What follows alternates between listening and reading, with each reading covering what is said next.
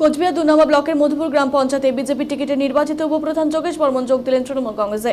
পঞ্চায়েত নির্বাচন আগে পর্যন্ত তিনি যুক্ত ছিলেন তৃণমূল কংগ্রেসের সাথেই। পরবর্তী কারণে তিনি বিজেপিতে যোগ দেন। কার্যত ঘর ওয়াপসি হলো তার। বৃহস্পতিবার সন্ধ্যায় তৃণমূল কংগ্রেসের কোচবিহার জেলা দফতরে তার হাতে তৃণমূলের দলীয় পতাকা তুলে দেন তৃণমূল কংগ্রেসের কোচবিহার জেলা সভাপতি অভিজিৎ দেব ভৌমিক।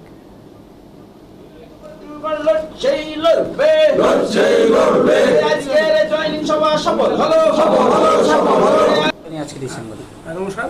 আজকে আমাদের কোচবিহার ২ নং ব্লকের উত্তর বিধানসভা কেন্দ্রের অধীন মধুপুর গ্রাম পঞ্চায়েত, এখানে আমাদের উপপ্রধান যোগেশ বর্মন, সে এখন আমাদের দলের সাথেই ছিলেন।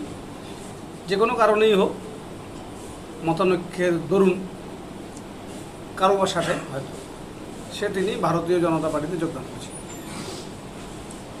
এবারে আজকে শুভক্ষণ যে তিনি আমাদের দলে ফিরে এসেছেন।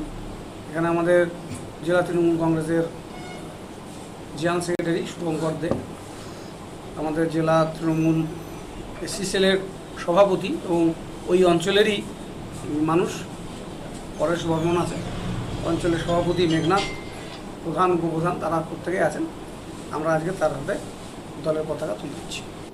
বিজেপিতে গেছিলেন আবার তৃণমূলে এলেন? আমি দীর্ঘত তৃণমূল কংগ্রেসটাই করতাম।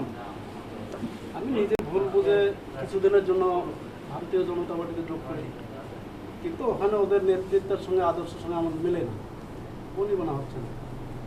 এবং আমি সেজন্যই আমাদের মধুপুর অঞ্চল তৃণমূল কংগ্রেসের নেতৃত্বের সঙ্গে এবং তাদের সহযোগিতা এবং কোচবিহার জেলা তৃণমূল কংগ্রেসের সভাপতির হাত ধরে আজকে আমি তৃণমূল কংগ্রেসে আবার যোগদান করছি। আপনার নাম? আমার নাম যোগেশ বর্মন। বন্দে মাতরম তৃণমূল কংগ্রেস